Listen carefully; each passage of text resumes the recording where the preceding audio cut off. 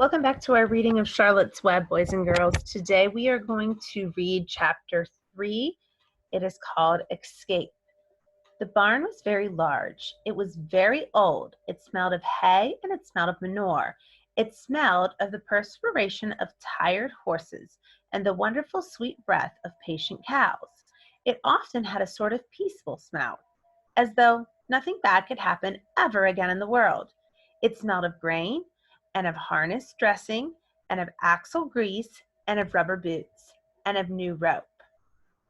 And whenever the cat was given a fish head to eat, the barn would smell of fish, but mostly it smelled of hay, for there was always hay in the great loft overhead, and there was always hay being pitched down to the cows and to the horses and to the sheep. The barn was pleasantly warm in the winter, when the animals spent most of their time indoors, and it was pleasantly cool in summer, when the big doors stood wide open to the breeze. The barn had stalls on the main floor, and the workhorses, tie-ups on the main floor for the cows, and sheepfold down below for the sheep, a pig pen down below for Wilbur. And it was full of all sorts of things that you find in barns: ladders, grindstones, pitchforks, monkey wrenches, seats, lawnmowers, snow shovels, axe handles, milk pails, water buckets, empty grain sacks, and rusty rat traps. It was the kind of barn that swallows like to build their nests in. It was the kind of barn that children like to play in. And the whole thing was owned by Fern's uncle, Mr. Homer L. Zuckerman. Wilbur's new home was in the lower part of the barn, directly underneath the cows. Mr. Zuckerman knew that the manure pile is a good place to keep a young pig. Pigs need warmth, and it was warm and comfortable down there in the barn cellar on the south side. Fern came almost every day to visit him. She found an old milking stool that had been discarded, and she placed the stool in the sheepfold next to Wilbur's pen. Here she sat quietly during the long afternoons, thinking and listening and watching Wilbur. The sheep soon got to know her and trust her. So did the geese, who lived with the sheep. All the animals trusted her. She was so quiet and friendly. Mr. Zuckerman didn't allow her to take Wilbur out, and he did not allow her to get into the pig pen. But he told Fern that she could sit on the stool and watch Wilbur as long as she wanted to. It made her happy just to be near the pig, and it made Wilbur happy to know that she was sitting there right outside his pen. But he never had any fun. No walks, no rides, no swims. One afternoon in June, when Wilbur was almost 2 months old, he wandered out into his small yard outside the barn. Fern had not arrived for her usual visit. Wilbur stood in the sun, feeling lonely and bored. There's never anything to do around here, he thought. He walked slowly to his food trough and sniffed it to see if anything had been overlooked at lunch. He found a small strip of potato skin and ate it. His back itched, so he leaned against the fence and rubbed against the boards. When he was tired of this, he walked indoors, climbed to the top of the manure pile, and sat down. He didn't feel like going to sleep. He didn't feel like digging. He was tired of standing still, tired of lying down. I'm less than 2 months old, and I'm tired of living, he said, and he walked out to the yard again. When I'm out here, he said, there's no place to go but in. When I'm indoors, there's no place to go but out in the yard. That's where you're wrong, my friend, said a voice. Wilbur looked through the fence and saw the goose standing there. You don't have to stay in that dirty little yard, said the goose, who was talking rather fast. One of the boards is loose. Push it out. Push, push, push on it, and come on out. What? Said Wilbur. Say it slower. At the risk of repeating myself, said the goose, I suggest you come on out. It's wonderful out here. Did you say a board was loose? That I did, said the goose. Wilbur walked up to the fence and saw that the goose was right. One board was loose. He put his head down, shut his eyes, and pushed. The board gave way. In a minute, he had squeaked through the fence and was standing in the long grass outside the yard. The goose chuckled. "How does it feel to be free?" she asked. "I like it," said Wilbur. "That is, I guess I like it." Actually, Wilbur felt queer to be outside his fence, with nothing between him and the big world. "Where do you think I'd better go?" "Anywhere you'd like, anywhere you'd like," said the goose. "Go down through the orchard, root up the sod. Go down through the garden, dig up the radishes. Root up everything, eat grass, look for corn, look for oats, run all over, skip and dance, jump and prance, go down through the orchard and stroll in the woods. The world is a wonderful place when you're young." "I can see that," repeated Wilbur. He gave a jump in the air and twirled, ran a few steps, stopped, looked all around, sniffed and smelled the afternoon, and then set off walking down through the orchard. Pausing in the shade of an apple tree, he put his strong snout into the ground and began pushing and digging and rooting. He felt very happy. He had plowed up quite a piece of the ground before anyone noticed him. Mrs. Zuckerman was the first to see him. She saw him from the kitchen window, and she immediately shouted for the men. "Homer!" she cried. "Pigs out!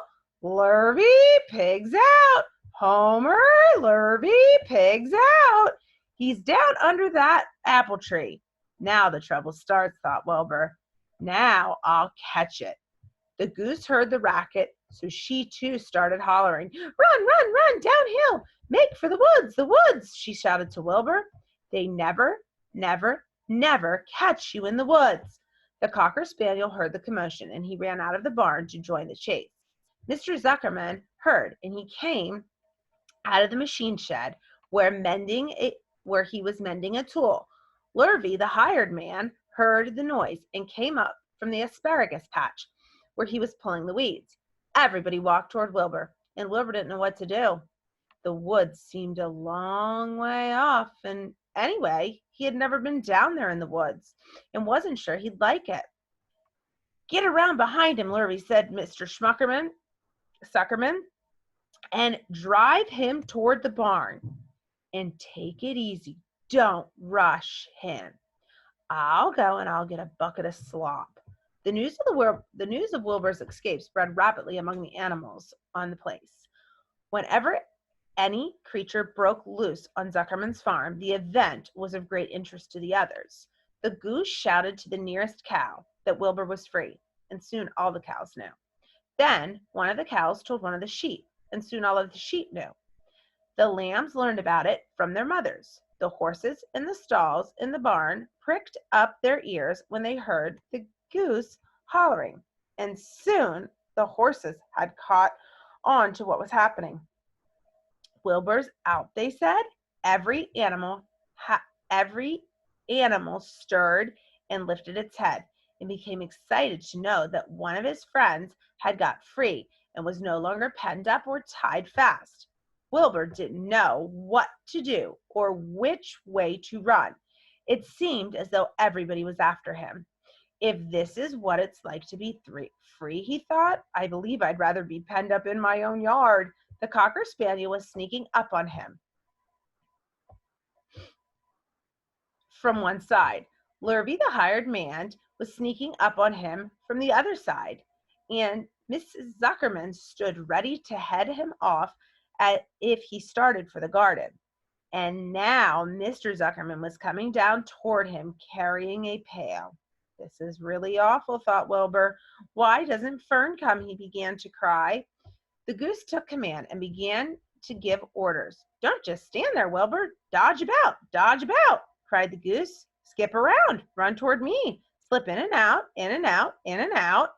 Make for the woods, twist and turn." The Cocker Spaniel sprang for Wilbur's hind leg.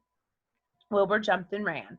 Lurvy reached out and grabbed Mrs. Zuckerman, screamed at Lurvy.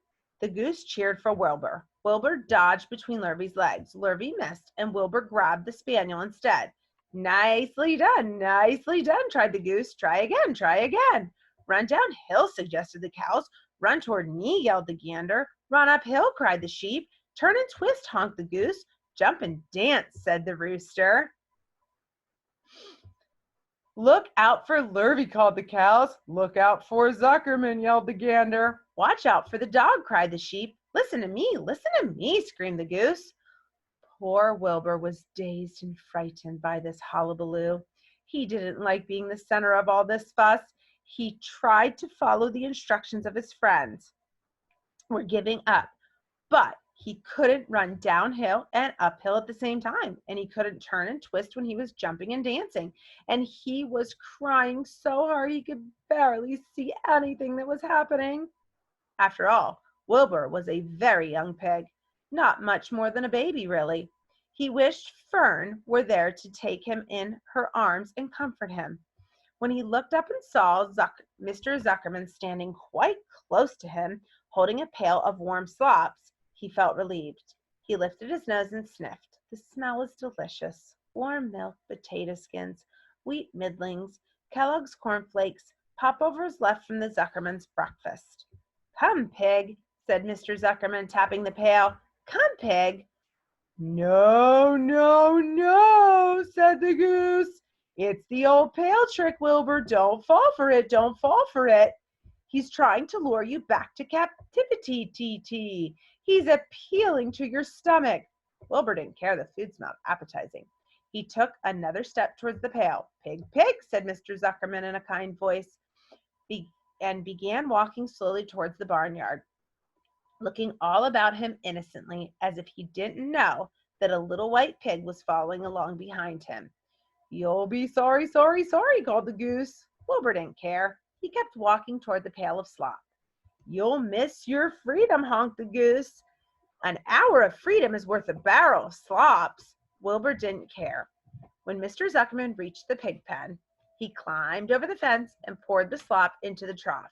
Then he pulled the loose board away from the fence so that there was a wide hole for Wilbur to walk through. Reconsider, reconsider, cried the goose. Wilbur paid no attention. He stepped through the fence into his yard. He walked through the trough and took a long drink of slop, sucking in the milk hungrily and chewing the popover. It was good to be home. While Wilbur ate, Larvy fetched a hammer and some 8-penny nails and nailed the board in place. Then he and Mr. Zuckerman leaned lazily on the fence, and Mr. Zuckerman scratched Wilbur's back with a stick. He's quite a pig, said Lurvy. Yes, he'll make a good pig, said Mr. Zuckerman. Wilbur heard the words of praise. He felt the warm milk inside of his stomach. He felt the pleasant rubbing of the stick along his itchy back. He felt peaceful and happy and sleepy. This had been a tiring afternoon, and it was still only about 4 o'clock, but Wilbur was ready for bed. I'm really too young to go out into the world alone, he thought, as he lay down. Boys and girls, that is the end of chapter 3.